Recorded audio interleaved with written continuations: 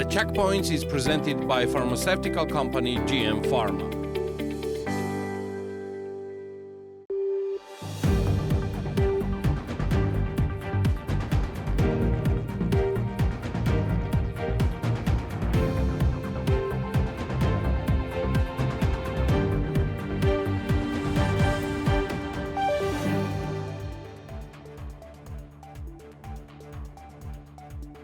On April the 2nd, Irakli Kobakhidze announced the separation of the Ministry of Regional Development from the Ministry of Infrastructure. On the same day, the former head of the State Security Service, Grigol Liluashvili, was named as the future minister. However, on April the 4th, the government changed its decision and nominated Kakhaber Guledani, who had been serving as the deputy mayor of Tbilisi, as the next minister.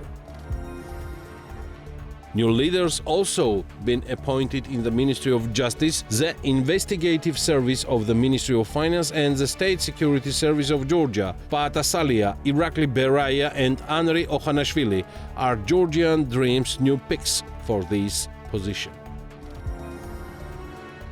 On April the 4th, after extensive consultations, Mikhail Ghavelashvili presented Sulkhan Tamazashvili as a candidate for the position of chairman of the Supreme Council of Adjara. He is to replace Tornike Rizhvadze, who announced his resignation on the same day. Tamazashvili has been serving as the head of the Tbilisi Police Department. Notably, he is under sanctions imposed by the United Kingdom. The UK sanctioned Tamazashvili on December 19, 2024, alongside other high-ranking officials of the Ministry of Internal Affairs, including Minister Gomelauri. Since then, Tamazashvili has also been awarded the Order of Honor by Mikhail Ghavelashvili.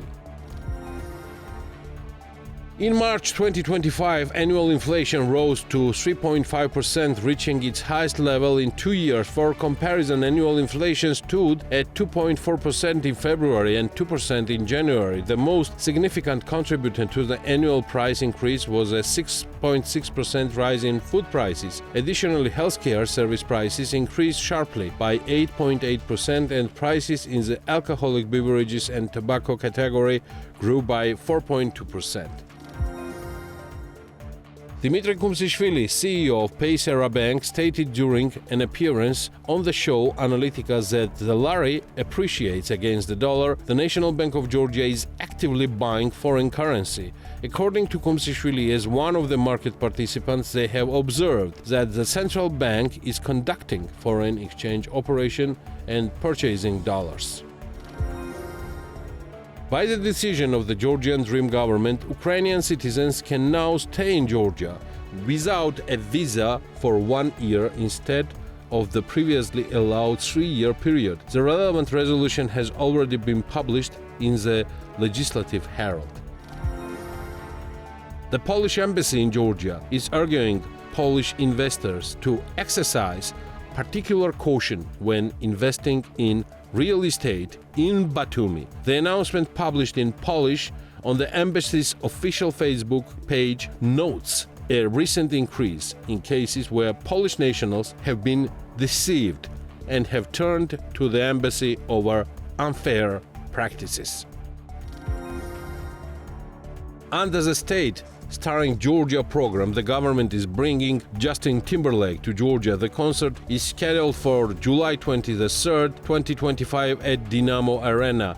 Ticket prices have also been announced, ranging from 125 gal to 1400 gal. It remains unclear how many millions of lari this concert will cost the state budget. The total budget for the Starring Georgia program is 70 million Georgian lari and has already been used to fund concerts by Scorpions, One Republic, Bruno Mars, and the other artists. This is The Checkpoints. I'm Elena Guangelashvili, author and the host of the show, and the Checkpoints team is ready to sum up business and economics week for you.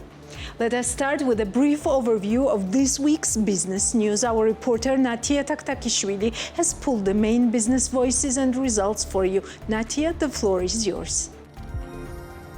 Anna Koshadze, founder of Georgian Hospitality Fund, talks about the challenges in the hospitality sector and states that up to 80% of small business have closed from October to April. According to her, among the closed facilities are not only tourist facilities in high mountains regions, but also business in Kakheti region, which had difficulty in operating due to the reduced tourist flows. Unfortunately, there is a crisis and hardship in Georgia. Personally, I can say that over 80% of facilities are closed from October to April, and this is not, for example, mountains Adjara, where it's difficult to get to. We are talking about Kakheti and other regions. Seasonality is also very difficult for these people. I don't know how much the research shows who is entering the country or how much they spend, but we know that tourists from Asia spend relatively less, said Anna Koshadze. According to her, the largest contributor to the fund is Bank of Georgia. The donation made up by the financial institution amounts 400,000 lari. Kumisi produced 85 million eggs last year. The company's director, Gogita Maisuradze, stated this in an interview with BMDG. According to him, the company had a 6% growth in 2024. They plan to have the same growth figure this year. As he explained, stability has been observed in the egg production industry recently. 2022 and 2023 were more unstable. Many people came from neighboring countries, and due to the Russian-Ukraine war, so egg consumption increased during the time, but after some time they left the country. This was also reflected in egg consumption, and it decreased accordingly. However, stabilization has been observed in recent times, he noted, adding that local production is increasing in quantity from year to year. The reason for this is that egg capita consumption is growing. There is no radical increase, but over 6% growth is observed. According to JOSA data, consumption is increasing by 2 eggs per capita, and that's good. We are also trying our best to keep up with this demand, said the director of Kumisi. According to him, the greatest demand for eggs throughout the year is during the New Year and Easter period. We try to have the exact amount of eggs during this time to provide consumers with the product, said Gogita Maisuradze.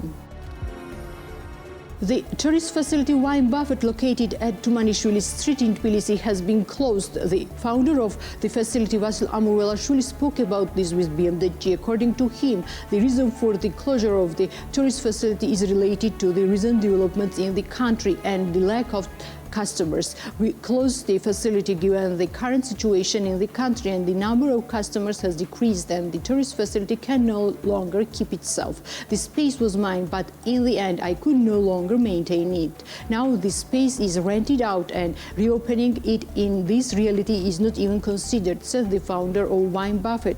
It worth noting that the tourist facility offered traditional Georgian dishes and wine to the tourists and local customers. Ani Alibegashvili, the founder of Stepping Azbegi, negatively assesses the first quarter of this year and declares that due to the current situation in the country, many European reservations have been cancelled. The reason is the information provided to the citizens by the ministries of foreign affairs of various countries that the country is not safe due to the current protest rallies in Tbilisi. The hotel manager notes that this year the tourist segment has noticeably changed compared to the last year. The first quarter of 2025 was very bad given the current situation in the country. Many reservations are being cancelled. The foreign ministers of all countries give various information to their citizens about the current protest rallies. Ministers warn them citizens to avoid Rusovili Avenue as they might be physically harmed. Of course, this affects the tourist flow. European vacationers start planning their holidays at the beginning of the year. Therefore, they prefer to travel to a safe country. Tourist segment has changed significantly compared to the last year. Their interests are also different. In general, winter is a difficult period for Kazbegi, but if last year we had vacationers who were interested in skiing and extreme sports, this year we practically don't have such vacationers. It was noticeable in Gudauri, where we had fewer European vacationers, Alibegashvili said.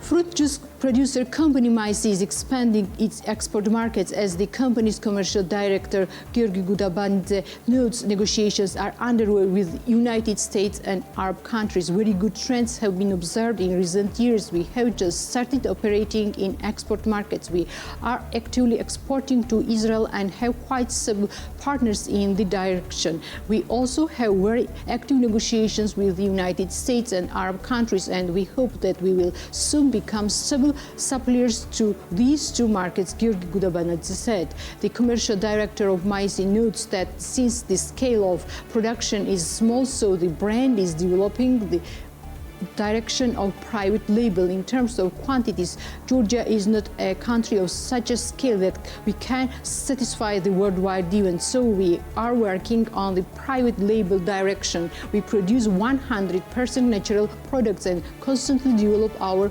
product portfolio. We have cases when, through communication with our potential or existing clients, we created new flavors, tasted them, and they turned out to be quite interesting. The mentioned products will soon be launched on both local and international markets, Giorgi Gudabanidze said.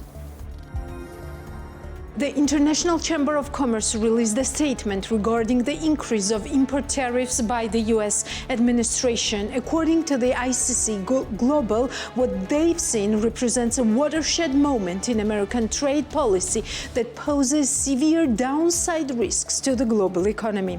To put this in historical context, effective U.S. tariff rates now stand at a level not seen since the 1930s and cover a significantly higher proportion of American GDP than the infamous Smoot-Hawley Act. This is without doubt a shock to the global trading system, but it need not result in a systemic crisis. The US is an economic superpower, but only accounts for 13% of global imports. How other nations respond to the new duties, according to ICC Global's assessment, will ultimately determine the scale and depth of any economic fallout from Liberation Day. ICC Global continues to encourage governments to place an emphasis on negotiation and de-escalation to the greatest extent possible. Tariff retaliation is a lose-lose game.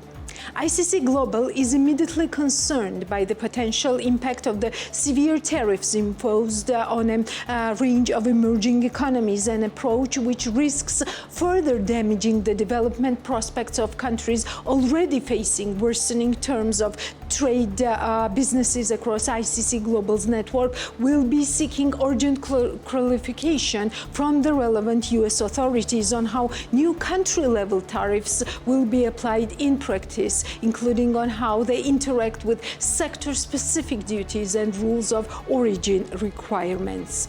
Given the almost immediate entry into force of the new measures, there is a clear risk of costly supply chain disruptions and customs backlogs absent of express guidance being provided in a timely manner. From a broader perspective, it's clear that the measures announced today present a fundamental challenge to the rules-based governance of trade. In addition to responding bilaterally to the U.S. administration, we also need to see governments taking action to safeguard the multilateral system and set the foundations for its eventual revitalization. Predictability and certainty are fundamental to cross-border commerce. We fully appreciate the U.S. administration's desire to secure a level playing field for international trade, but remain deeply skeptical that a tariff escalation of this scale can deliver on that goal. Multilateral solutions will ultimately be needed to resolve long-standing inefficiencies and inequities in the global trading system, ICC Secretary General John Denton said. Before these tariffs were enacted with a full strength, the checkpoints interviewed Fadi Asli, ICC Georgia CEO, about the possible impact that these trade wars might have on Georgia and globally. What is at heart of this Trump trade war? I mean, can we say it is a steel? Can we say there's something else, something that's of interest, maybe like economic interest? No, look, economically, I mean, if you ask economists, who's like well-informed economists, they will all tell you that this is going to cost the United States a lot, because this will cause inflation, it will cause a recession, they will end up with stagflation, as a matter of fact. And you have surely noticed that since the 19th of February, about $5.5 trillion have evaporated from the stock markets. $5.5 trillion is more than twice Russia's annual GDP. I mean, it's like a monumental amount of money. So from the economic point of view, it doesn't make sense at all. Now, bear in mind that I'm not saying that the United States should not increase the tariffs. That's not the point. The point is the way President Trump imposed those tariffs unilaterally, without informing, without talks, without negotiations, okay?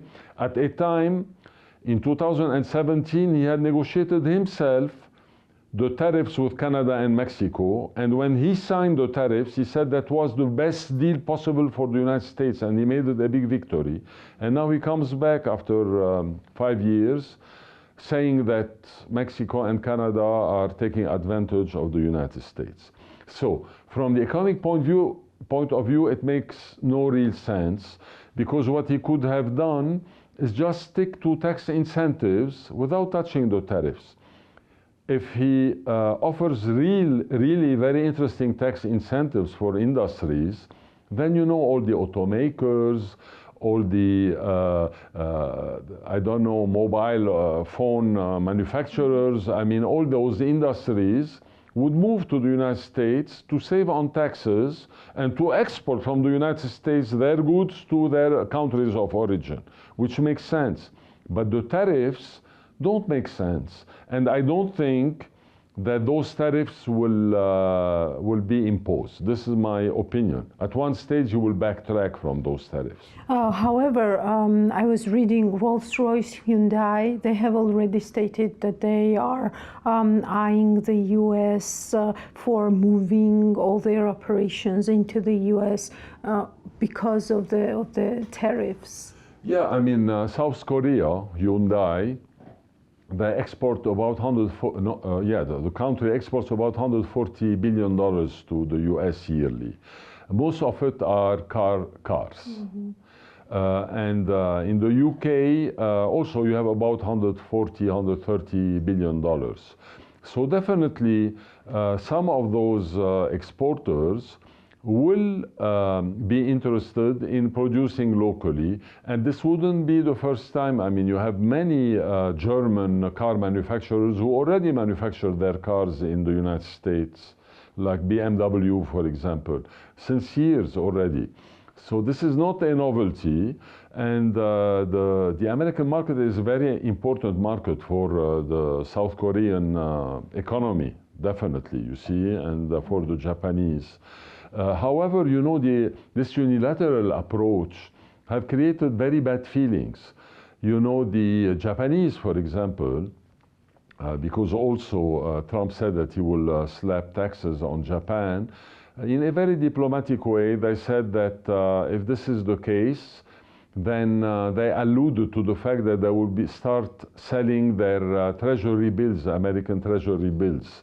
You know, the United States government has issued treasury bills for about $28 trillion, out of which $8 trillion are bought by several countries, including China and Japan and the UK, who are the major countries to whom the United States owe money. So, United States owe Japan $1.1 trillion in treasury bills, and China $800 billion. And you know, I mean, I always give this analogy. If you borrow money from TBC Bank or Bank of Georgia to start a business, like $1 million, and then when TBC employees come to buy from you, you say, oh, you are TBC employee, then you're going to pay 20% more, okay? And you owe TBC money. I mean, It's not the most reasonable thing to do because you're going to piss off those who lended you money. And if China and Japan start selling their treasury bonds, it's going to be a huge blow for on the secondary market. It will be a huge blow for the United States. Do you think these trade wars could have side effects on Georgia as well? The American trading volumes represent 10% of the world trading volumes. They're not very big. It's not like in the 1930s or the 1940s. However, what you have to take into account is that those tariffs will create inflation everywhere and will make countries poorer. The tariff just on Canada and Mexico will cost Canada about 2.4% of its annual GDP, and Mexico about 3.5% of its annual GDP, and the United States about 0.5% of its annual GDP, which is about $150 billion, 5 times Georgia's GDP. Now, all those tariffs and counter tariffs and the tariff war will create an inflation worldwide that will affect Georgia because we are net importers here, you know. I mean, we import about 65% of what we consume. So Georgia will be greatly affected negatively by a tariff war, global tariff war. And the main channel will be lari stability. Is that what you are telling me? Yes. We are in a very nebulous situation now, but I still believe that at one stage, Mr. Trump will backtrack on his idea of changing the tariff, imposing tariffs. This is because it doesn't make sense, you know. I mean, someone will have to prove to him why it is bad for the country. Like he already paused auto tariffs, right? He paused the auto tariff till the 2nd of April. Mm-hmm. What was the reason for that? Because of the counter tariffs and because the stock markets were collapsing. And also, you know, Eleni, I mean, you know, Trump is still in the mindset of the 70s or the 1950s in his understanding of economy. You know, in the 1950s or the 1970s, when, let's say, the UK was exporting cars to the United States, Jaguar, 90% of the cost of the Jaguar, or 95%, was sourced locally in the UK. So when you put tariffs on the Jaguar, you are putting tariffs on 95% or 90% of something that is produced inside or sourced inside the United Kingdom. Things have changed a lot since that time. Today, today, for example, Jaguar, the local cost, the sourcing locally with the labor in Coventry, the factory, and all this represent about 30% of the cost of the car. And the 70% comes from Italy, from Japan, from South Korea, from other parts.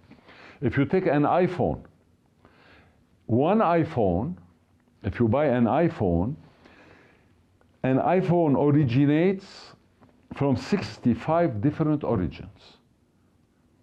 I'm speaking of the lithium that comes from mines in Africa, the components that come from China, some other from South Korea, and the packaging, the carton that comes from Indonesia. You know, I mean, if you analyze how many countries are involved, and the components are 65. So, if you impose a tariff, you're not imposing a tariff on the goods, the iPhone that's coming from China, okay? Somewhere outside. Yeah. And all those economies, you know, are very closely interrelated. I will give you an example. If you take, for example, in the car manufacturing, the electrical wires of Ford in the United States, those electric wires, they are manufactured in Canada. Then they come back to the United States. They are sent by Ford directly to Mexico. The same wires that came from Canada. In Mexico, they make them in bundle and they cut them in the length of every car model and then they send them back to the United States to Ford so they can install it. So with Mr. Trump's tariff now, what happens is that when those electrical wires will come from Canada to the United States, they will be taxed, tariff. Then they are sent to Mexico and they come back bundled from Mexico, they will be taxed again. And that's why today the automotive industry in the United States are going crazy. I mean, they spoke to President, and that's why he kind of delayed those taxes and all this. So the situation of the 2020s now is totally different from the 1970s, when you had like oil coming from a country to the United States, or chicken coming from Brazil to United, or wheat or barley. Now everything is mixed together, you know, I mean. What is or should be the role of the, for example, World Trade Organization and those types of organizations in this kind of trade wars? And do you see WTO at the heart of what's going on? Yeah, let me tell you. You know, already WTO talks have failed in the past months. I mean, there was a kind of failure in moving the tariff agenda forward. And also bear in mind that after the COVID crisis of 2020, in 2023 alone, 3,000 regulations, protectionist regulations, tariff regulations, were implemented worldwide, mainly in Southeast Asia and South America, Latin America, which is 5 times more than all the regulations that were implemented in the 5 years before. So just in 1 year. So the world is kind of directing itself, the countries, towards more protectionism. At a time, it has been proven 1,000,000 times already that open borders, free trade, increase GDP growth of all the countries, increase employment in all the countries. However, for nationalistic reasons, election reason, and narrow agendas, many countries are kind of protecting and imposing tariffs to keep their governments in power. Okay, so WTO is open, you know, it's a multilateral organization, and the ICC has been very active recently. Yes. Our Secretary General did go meet the Secretary of Commerce of the United States. And he has urged negotiation or retaliation of these tariffs. I've been reading many interviews of Mr. Denton about the So this is, you know, because a tariff war brings everything downwards. It's a war towards the bottom. Everyone loses, okay? And what we are trying to explain to the US government is that this war will end up with lose-lose everywhere, okay? And the United States will not really benefit from increasing the tariff. And we are advising everybody to keep the talks within the frame of WTO, where everything can be solved on the multilateral scale within the WTO, which is the right way of doing it, by mutual understanding for everyone, when everyone wins there, okay, instead of everyone is losing. What about the ICC Georgia, Mr. Asli? I mean, are members, investors asking questions? Are they interested in this tariffs and you know, trade because wars? Georgia is very small, and you know, they don't, businesses, not all businesses really realize what impact a trade war, global trade war will have on the economy here, because it will have a dramatic impact on our economy. So I don't think that there is a very big attention given by the business community to the tariffs, beside the political aspect of it. But I don't think that the Georgian business people are all, some of them are surely very interested, but I don't think that the majority are very interested because they don't feel it yet. But as soon as they will have to import cars from the United States and they realize that the prices went up 20%, this is when they will realize, why is this happening? What happened, you see? How does this trade war affect oil market? This can affect it very negatively, as a matter of fact, because the United States already have imposed tariffs on ships that are not American ships and that call U.S. ports. This means that oil that is shipped in ships that are not American or other things beside oil will be subjected to higher tariffs. And this, of course, will affect the price of oil in the United States, but and globally as well, you see. Now, we have seen that the prices have gone a little down because the world is anticipating a recession because of those tariffs and what's going on. And when there is a recession, there is less demand on oil. And that's why the prices have gone a little down. But you know, it affects everything, you know. Yeah. Do you think these effects that you have just mentioned could be somehow balanced on the other hand, what Mr. Trump calls drill baby drill approach towards... No, because this drill baby drill is, there is nothing to drill. I mean, it's just a slogan. And drilling is very costly. Because they are touching very deep layers of shale oil, yeah. you see, which is very, very expensive to extract, and it doesn't make sense for the oil companies to really invest a lot into this. Do you think this tariff war has the strength or the power to reshape global supply chains as well? Absolutely. It will have a very negative effect on supply chain and everything related to trade chain, everything. Whether it's going to be, you know, shipping, you know, all those businesses that live out of shipment, you know, the stevedore, the ports, the trucks, the transportation, all this will be enormously affected. This will create a huge ripple effect globally, not only in the United States. Do you think it could touch whatever we call the middle corridor as well? As a matter of principle, everything will be touched. Now, to what extent the middle corridor will be touched? I mean, the middle corridor originates in China and ends up in Europe. So, and it's directed towards high added value goods because it's more expensive than shipping through containers. But also bear in mind that there is something else that will affect the middle corridor, the peace talks between Azerbaijan and Armenia and Turkey. Turkey, yes. Because if this happens, then you will have a substitute corridor that will shortcut Georgia, and in which case this will affect the economy of our country very drastically.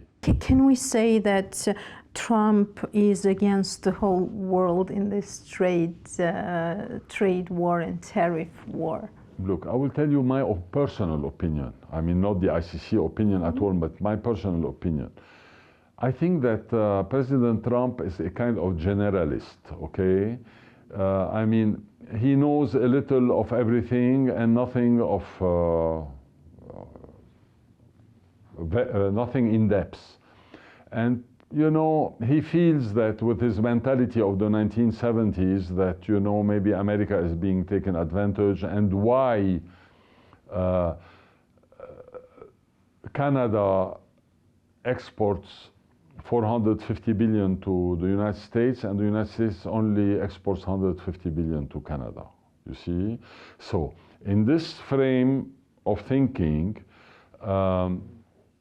he feels that the United States has a bad deal, whether for the good reason or the bad. But also, I mean, bear in mind, you have 400 million Americans who consume, and you have 40 million Canadians. So definitely there will be less imports, okay, to Canada.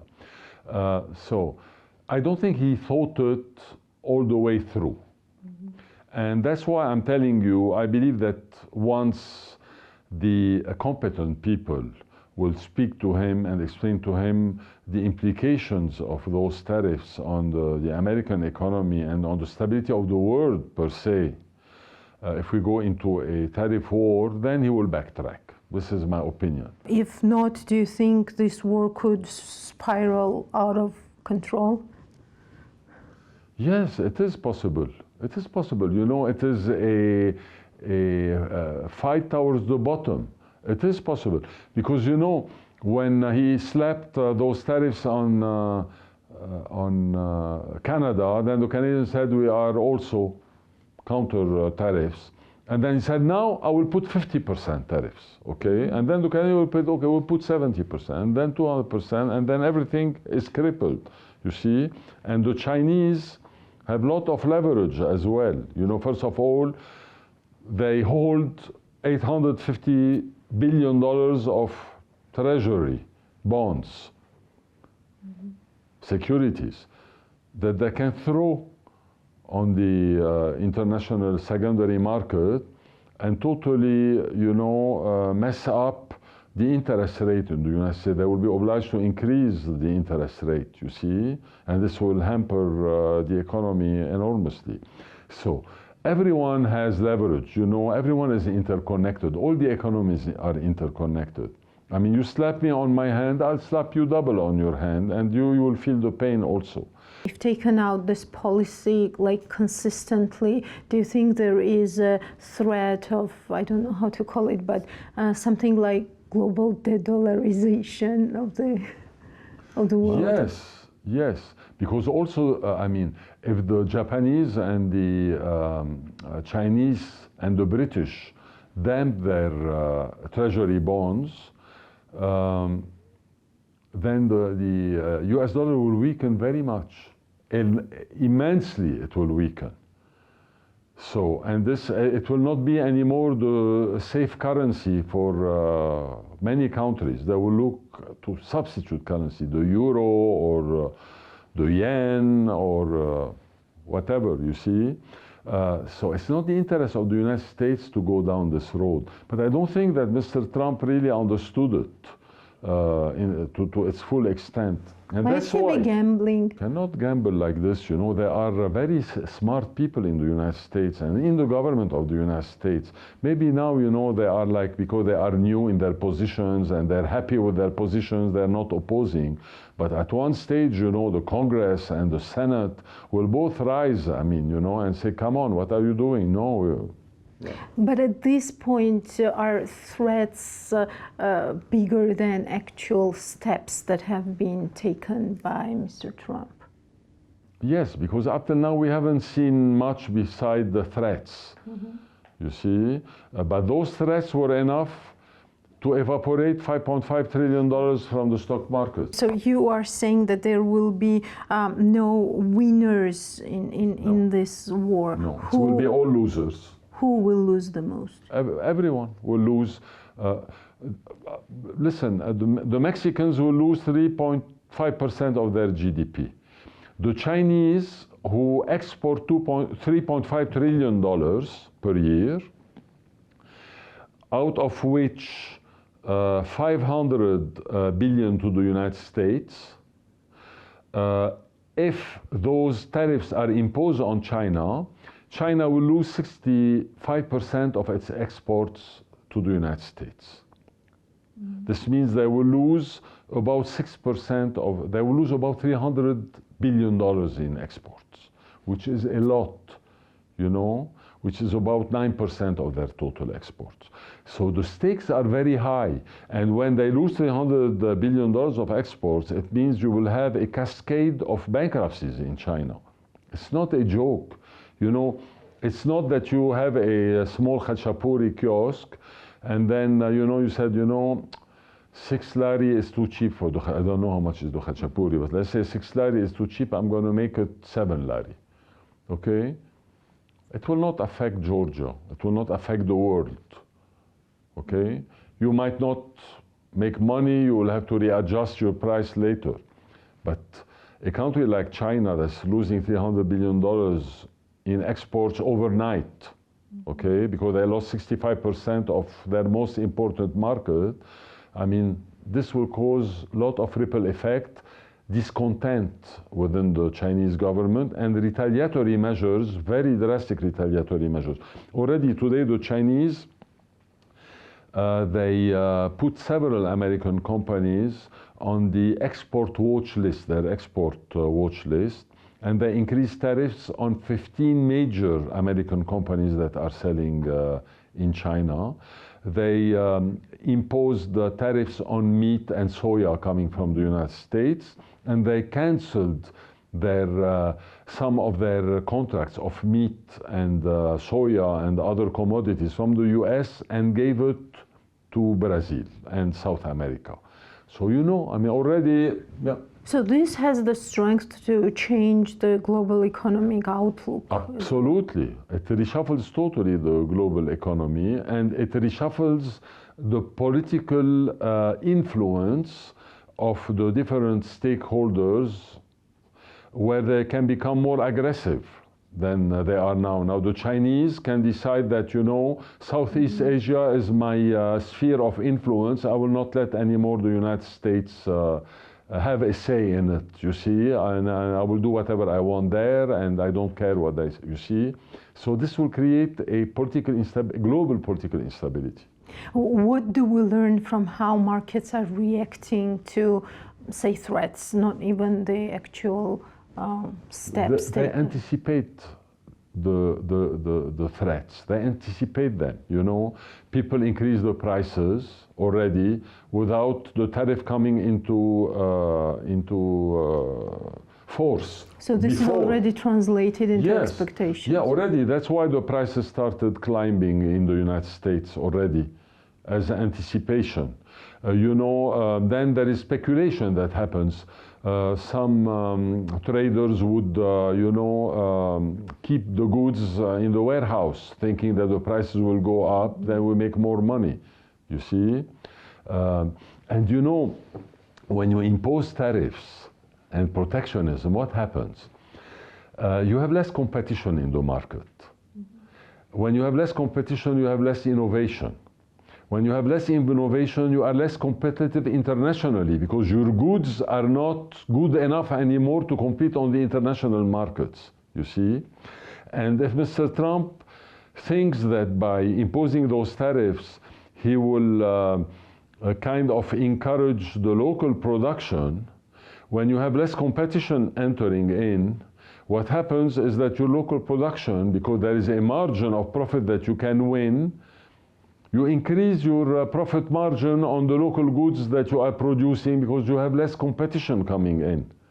And everything becomes more expensive and the quality goes down. Remember in the Soviet Union, the Zhigulis and the Volga cars, at a time the Americans were producing Ford and Chevrolet and BMW and Mercedes in Germany and Toyota and Nissan, where the quality was and the level of technology and the ABS and the airbags, and how the Zhiguli, why? Because there was no competition, no innovation, because there was no competition. We can see where Zhigulis are now and where Toyotas and Mercedes and BMW. And thank you, Mr. Asli, for this very interesting conversation. To sum up, I mean, what do you think are the factors that might have impact on the consistency of Mr. Trump following his election agenda and further imposing this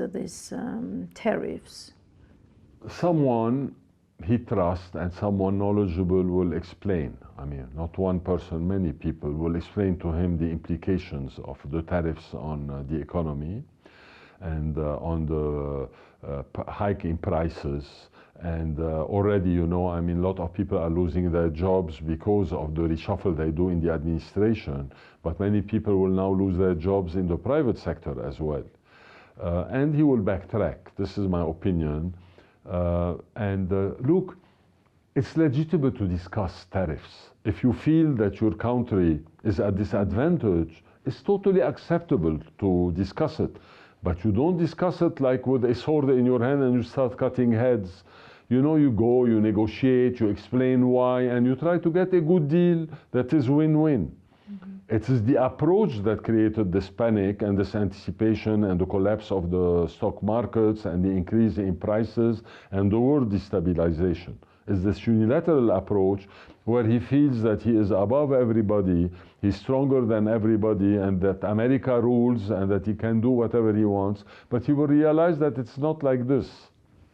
Is this situation adding to the uncertainty that we already have because of all these geopolitical shifts and the turmoil that the world is going global through? uncertainty? Yes, of course, of course. This creates a lot of uncertainty. And but I will tell you one thing.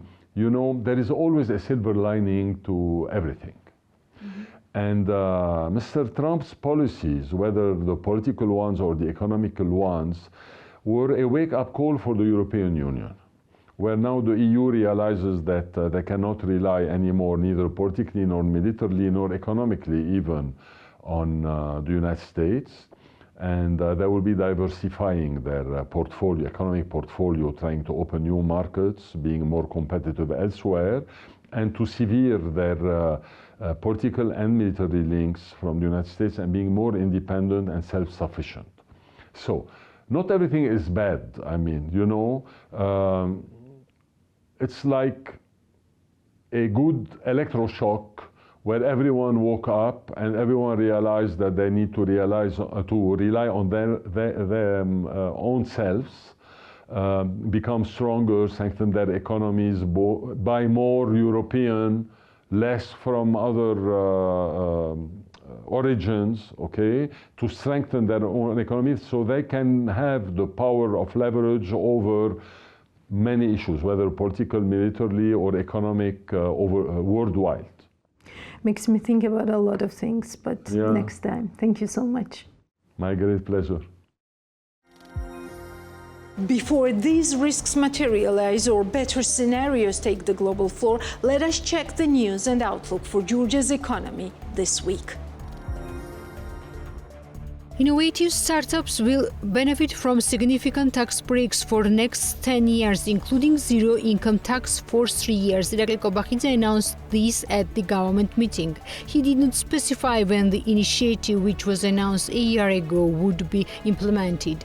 This initiative will encourage the establishment of new innovative startups, attract international startups to our country, drive investment inflows, create new jobs, and transform Georgia into an innovative hub, one of our key priorities. Additionally, this initiative includes substantial tax support mechanisms for small and medium-sized enterprises engaged in the creation of innovative products or services. Overall, this initiative will significantly contribute to the development of innovation sector, stated the Prime Minister of Georgia. Georgian Dream First Vice Prime Minister and Minister of Economy and Sustainable Development declares that 2025 might end with higher economic growth than planned.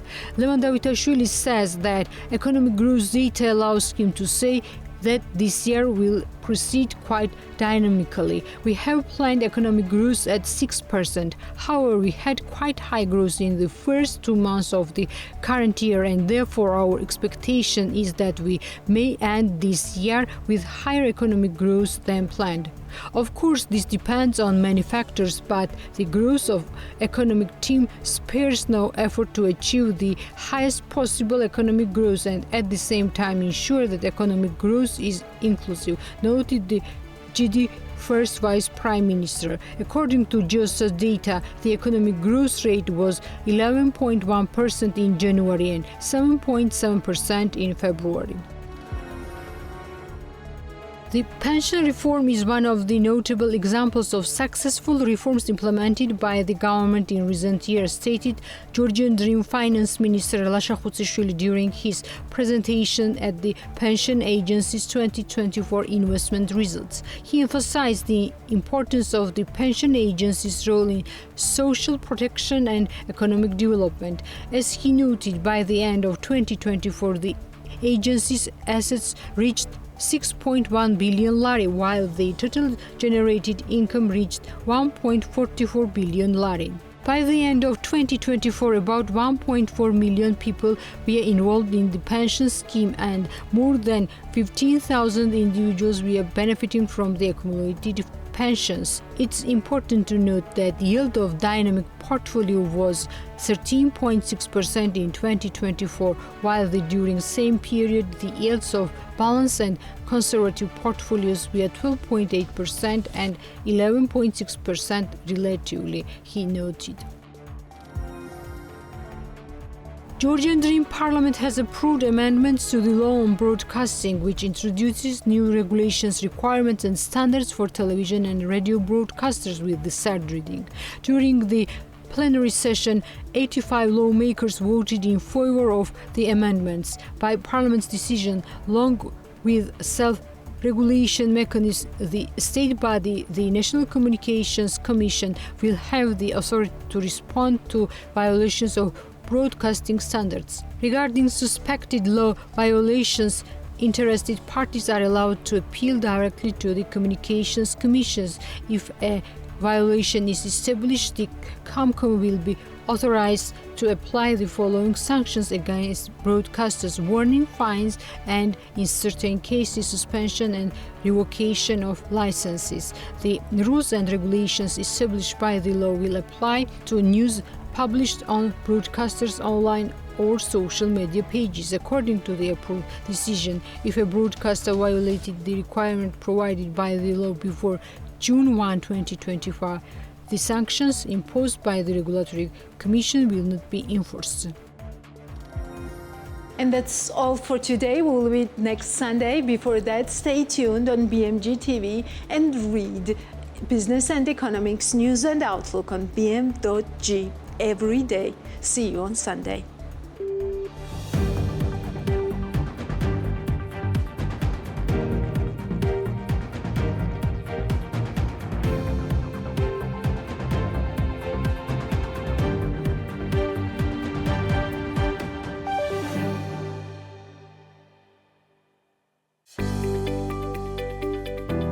The Checkpoints is presented by pharmaceutical company GM Pharma.